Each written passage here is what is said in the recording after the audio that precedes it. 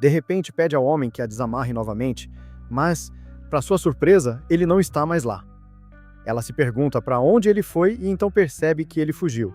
Vários homens então aparecem na frente de Sara, um deles afirmando ter quase certeza de que havia outra pessoa presente. Outro homem fala, dizendo que, já que a mulher havia acordado, deveriam colocá-la para dormir novamente. No entanto, outro homem informa que Seronim chegará em breve, então eles deveriam deixá-la em paz. Ele então entrega o casaco e a bolsa dela, instruindo o outro a cuidar deles. Sara percebe que aquelas eram suas roupas e pertences. Um dos homens pergunta ao outro se ele também se livrou do homem.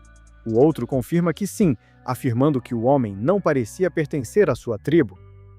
Sara então percebe que eles devem estar falando sobre o guia morto. De repente, ela se pergunta como conseguiu entender cada palavra que diziam.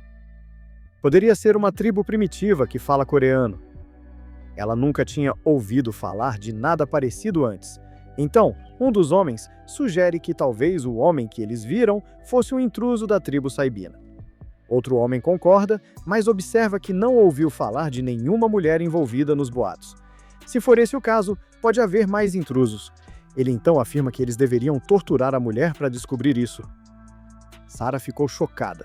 Quando o homem se aproxima dela, outro sugere que eles deveriam começar tirando suas roupas. Sara se pergunta por que aquelas pessoas eram assim. Ela nunca fez nada para merecer tal tratamento. Ela fecha os olhos, preparando-se para o pior, mas de repente ouve um som. Ao abri-los, ela descobre que o homem que estava prestes a se aproximar dela está caído no chão. Sara se pergunta o que aconteceu. Então, outro homem grita e, para sua surpresa, o homem de antes o segura pelo pescoço. Sara percebe que o mesmo homem de antes retornou. Quando a pessoa morre, ele joga o corpo fora e desamarra Sara. Ao ser libertada, Sara expressa sua gratidão, agradecendo-lhe. No entanto, de repente, ele a pega no colo e a coloca em seus ombros.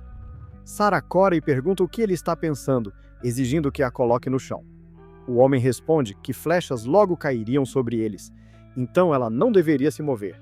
Então, quando uma flecha é disparada, Sara agarra seu cabelo e exclama que já começou. Eles precisam se apressar e ir embora. O homem diz a ela para se segurar firmemente enquanto ele chega ao chão e fica parado por um momento. Então ele começa a subir nas árvores como um demônio. Enquanto se agarra a um galho, Sara fecha os olhos. De repente, o homem a chama e ela responde: "O quê?"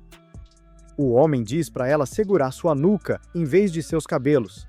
Sara, com o rosto corado, pensa que o homem a levantou e a carregou inesperadamente.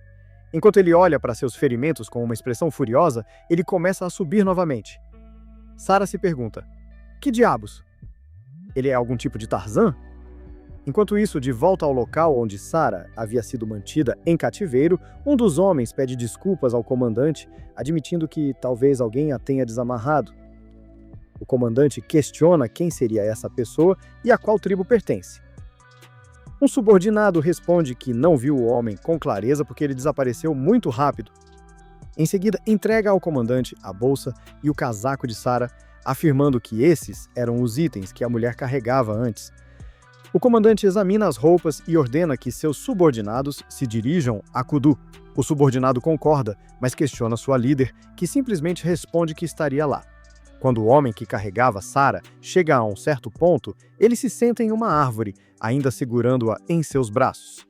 Quando Sara abre os olhos, ela fica chocada ao se ver deitada em cima dele. Envergonhada, ela se afasta rapidamente para colocar alguma distância entre eles. No entanto, o homem de repente a puxa para mais perto e a abraça com força. Corando, Sara gagueja: "Espere." O homem questiona se ela já havia subido em uma árvore antes. Sara responde que não. O homem diz a ela que se ela se mexer muito cairá, então ela deve ficar parada. Ela tenta se distanciar, insistindo que ficará bem. No entanto, de repente, ela toca o ferimento dele, percebendo que havia sangue em sua mão. Pedindo desculpas, ela pergunta se o machucou. Inesperadamente, o homem pede que ela lhe dê a mão. Quando Sara o faz, ele coloca a mão dela em seu peito, bem onde está o ferimento, e suspira aliviada. Sara cora com o contato. O homem acha isso estranho. Parece que sempre que Sara o toca, a dor desaparece. O homem então pergunta se ela era uma estranha. Sara concorda hesitantemente. Ela se sente estranha por estar tão perto de um homem quase nu. Ela decide perguntar algo a ele e pergunta se ele sabe como chegar à praia. O homem repete: "A praia?" Sara rapidamente concorda que sim e explica que precisava chegar à praia imediatamente. O homem diz a ela que, se eles fossem até a praia, seriam pegos. Ele ainda informa que a costa é território da tribo Sai. Preocupada, Sara pergunta: "Quem são eles?" O homem informa que foram eles que a amarraram. Intrigada, Sara questiona: quem atirou as flechas? O homem afirma que naquela floresta, os únicos que usavam esse tipo de flecha eram os da tribo Usapi. Sara o questiona: então você não pertence à tribo Usapi? Sara se pergunta o que deveria fazer. Ela precisa chegar à costa rapidamente e partir de barco. Talvez pudesse pedir ajuda. Ela então pergunta se havia alguma maneira dele levá-la. O homem responde que era impossível. Ela não pode entrar no território de outra tribo sem a permissão deles. Além disso, como fui perseguida, seria perigoso se cruzasse o caminho da tribo Usapi. Sara percebe que seus ferimentos devem ter sido por causa deles e que aquele homem não era perigoso. Ele poderia realmente ajudá-la. No entanto, ela permanece cautelosa. Então ela percebe que logo escurecerá. Ela precisa escapar da floresta imediatamente. Mais tarde, o homem acorda de seu sono apenas para descobrir que Sara estava desaparecida. Ele pensa consigo mesmo que deve ter desmaiado por um momento. Ele toca o peito e percebe que seu ferimento já está curado. Enquanto isso, Sara caminha sozinha pela floresta, mas de repente se fere com um galho. Examinando sua perna, ela observa que continua vendo sangue por onde passa naquele dia. Ela se pergunta se está atraindo problemas. Ela se pergunta se conseguiria sair de lá viva. Então ela se lembra de quando fugiu. Ele teria vindo com ela se ela tivesse pedido? Ela percebe que não pode confiar em ninguém naquele lugar. Então pensa: ela não viajou o mundo sozinha por anos? Enquanto continua caminhando, ela se tranquiliza, pois a ilha não é muito grande. Se continuar avançando, eventualmente chegará à costa. Então, de repente, ela ouve um som. Paralisada, ela se pergunta se era uma pessoa. Ela começa a correr mais rápido, mas de repente vê uma luz brilhante. Cobrindo o rosto devido à claridade, ela comenta: seria o luar? À medida que se aproxima, ela percebe que se trata de um templo enorme, coberto de runas antigas. À medida que Sara se aproximava do templo, ela se impressionava com sua grandiosidade. Ela se perguntava o que poderia ser aquele lugar, talvez um templo antigo. Ela sabia que originalmente havia muitos templos na Indonésia, mas ver um em uma ilha minúscula como aquela foi inesperado. Também não parecia abandonado, talvez fosse uma atração turística visitada por muitas pessoas. Ela planejava procurá-lo no celular, mas como ele estava na bolsa, ela pondera se deve ou não entrar. Havia vestígios de atividade humana, o que indica que pessoas estiveram lá recentemente. Enquanto pensa, percebe que o sol já se pôs. Não tinha certeza se havia animais selvagens por perto, então decidiu que seria mais seguro dentro do templo do que na floresta. Com isso em mente, sobe as escadas. Ela se anima dizendo: tudo bem, só mais um degrau. Pensa: por que 2 degraus eram tão altos quando ela chega ao topo? Mas, ao parar diante da grande porta, ela percebe o quão pesada ela parece e se pergunta se conseguirá abri-la. Quando está prestes a empurrá-la, de repente ouve uma voz lhe dizendo para não entrar. Assustada, ela se vira rapidamente, mas não há ninguém lá. Seu coração dispara, pensando: será que ela realmente ouviu alguém? Ela se pergunta. A voz parecia a de uma mulher. Ela se corrige, pensando: não tem como ter sido um fantasma, foi? Antes que ela possa processar melhor seus pensamentos, ela é repentinamente agarrada por trás. Sara grita: quem estava lá? Ela exclama. Então, um homem que a salvou a segurou firmemente, impedindo-a de entrar no templo. Não entre naquele lugar, ele avisa. A mente de Sara dispara. Como ele chegou aqui? Foi ele quem me avisou antes? Ela pergunta com a voz trêmula. O homem a olha seriamente e pergunta: o que ela quer dizer? Ele então afirma: ela não pode entrar naquele lugar sem permissão. Você verá coisas que não deveria ver. Sara fica confusa. Ele afirma que ela definitivamente parece uma estranha, assim como ela. Ela se lembra de que as tribos da floresta nunca entram naquele templo sem a permissão de alguém chamado Kuru. Kuru? Ela questiona. O homem assente. Sim, ele é quem supervisiona aquele lugar. Sara, ainda desconfiada do homem, pergunta: além disso, por que ele a estava seguindo? Se ele tentou algo estranho, ela não hesitará em se defender. O homem ergue uma sobrancelha e pergunta por que ela fugiu antes.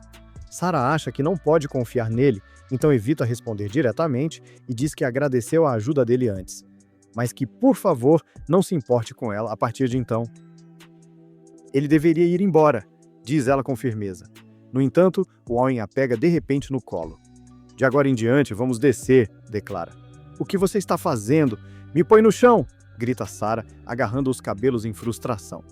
O homem, aparentemente impassível, finalmente a coloca no chão e desce as escadas sozinho. Ele comenta: se ela quiser descer, desça você mesma. Sara o encara e murmura baixinho: ele estava zombando dela? Ao olhar para os degraus íngremes e distantes, ela percebe que são bem difíceis de subir. Então, ela diz a ele que, se ele estava indo embora, que vá embora, ela retruca. O homem se vira para ela. Eu te disse para não entrar naquele lugar, ele repete. Sara cruza os braços. E daí? Você nem mora lá. O homem suspira. Por que você fugiu antes? Sara hesita. Eu me sinto mais segura lá do que perto de você, ela finalmente admite. O homem a observa atentamente. Por que ele estava se metendo com aquele estranho irrelevante? Ele se pergunta. Então ele olha para cima, perdido em pensamentos. Memórias o invadem, como estar amarrado com cordas, ouvir pessoas cantando e ver um rosto familiar falando com ele. Ele se lembra de que, enquanto estava amarrado com cordas, uma pessoa se aproximou dele. Ele chama a pessoa de Hughes e pergunta sobre Teiria. Hughes chama o homem de Shaka e o informa sobre a morte de alguém chamado Teiria. E a pessoa observa que o discurso de Teiria era a vontade do grande deus Kudu, que ele se lembra de ter ouvido. Shaka cerra os punhos.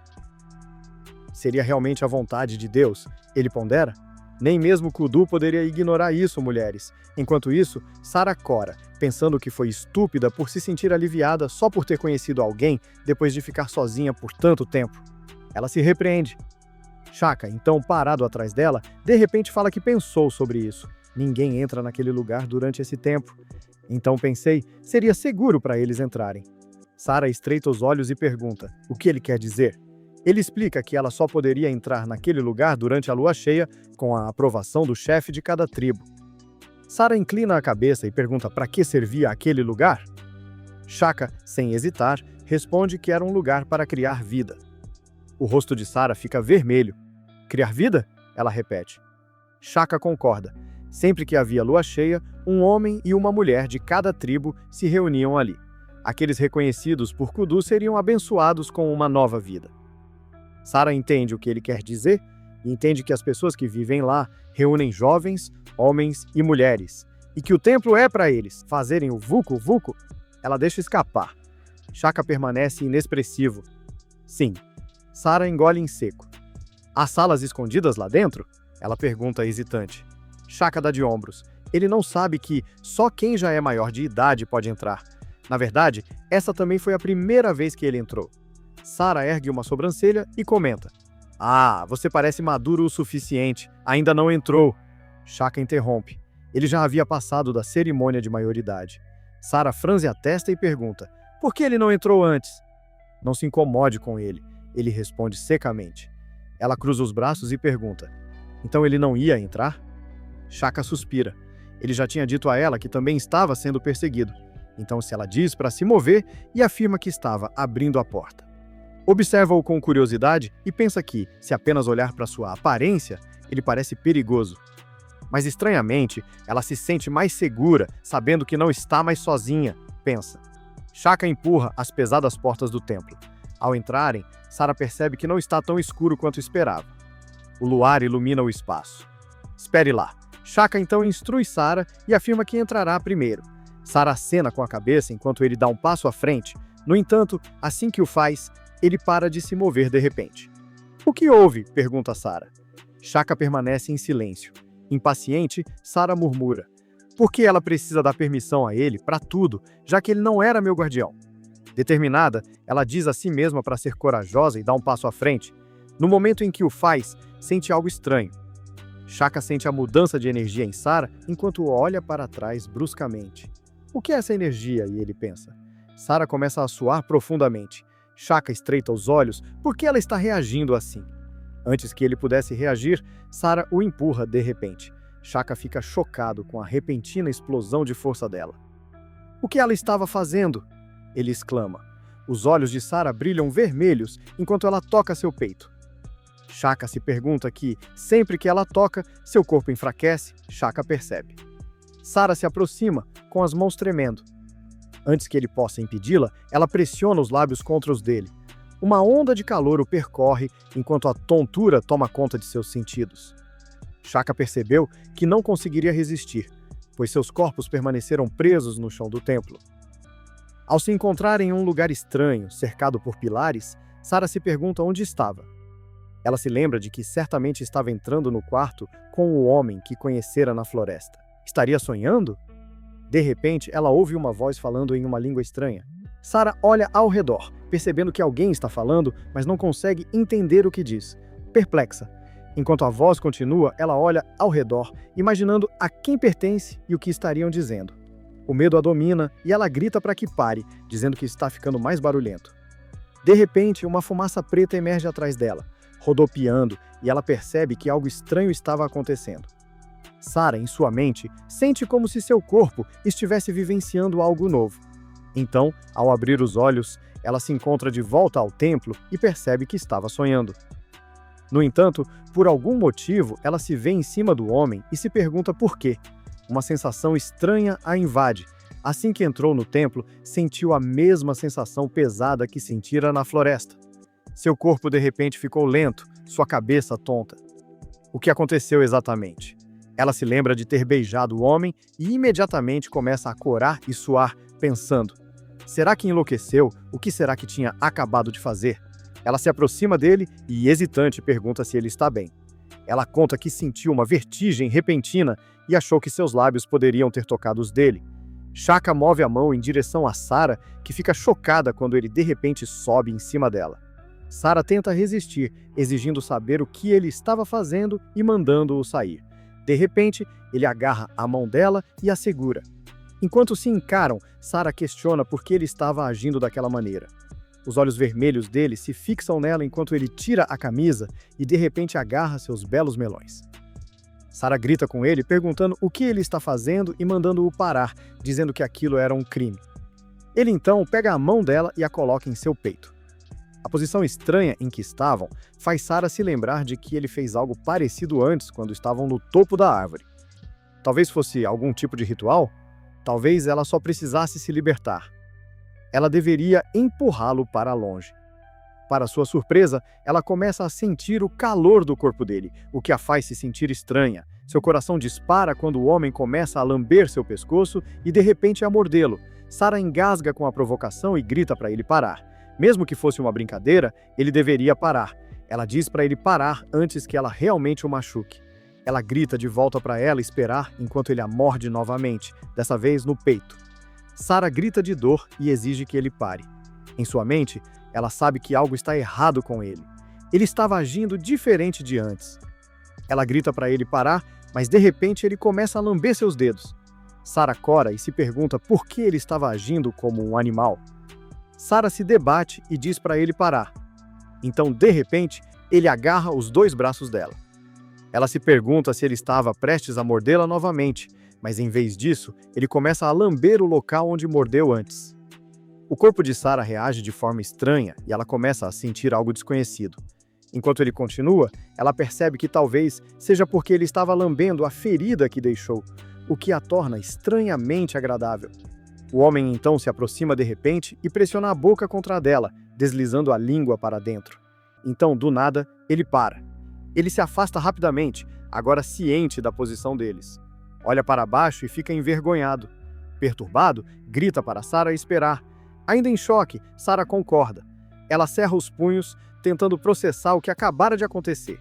Enquanto Shaka sai para tomar um ar, ele se pergunta: o que foi aquilo? Por que seu corpo parecia estranho quando a mulher estava em cima dele? Ele nunca havia se sentido assim antes. Podia sentir o calor subindo do estômago para a cabeça e seu corpo se movia sozinho, como se estivesse sendo puxado por ela. Ele percebe que não era sua própria vontade que o controlava e amaldiçoa seu cérebro por ainda não ter esfriado. Então, de repente, percebe algo na floresta. Enquanto isso, dentro do templo, Sarah, confusa e corada de vergonha, se pergunta o que estaria pensando. Por que ela pensaria assim de um cara como ele em um lugar como aquele? Ela se repreende. Então ela se lembra do que Shaka havia dito antes, que as pessoas vinham àquele templo para fazer isso. Era por isso que estavam sendo possuídas pela energia do templo. Mas ela começa a corar novamente, perguntando-se, seria isso possível? Nesse momento, Sarah ouve Shaka chamando seu nome. Quando ele a pega no colo, ela suspira de surpresa e se pergunta o que ele estava fazendo naquele momento. Shaka diz a ela que havia encontrado um lugar para se banhar. Sarah, ainda nervosa, concorda. E Shaka a leva até um lago, colocando-a no chão com delicadeza. Ele a tranquiliza, dizendo que ela não precisa se preocupar porque a água não é muito funda. Sarah hesita antes de perguntar. Ele não ia ficar parado ali. Ia! Sheik responde que precisava ficar porque animais selvagens poderiam caçá-la à noite se ela estivesse sozinha.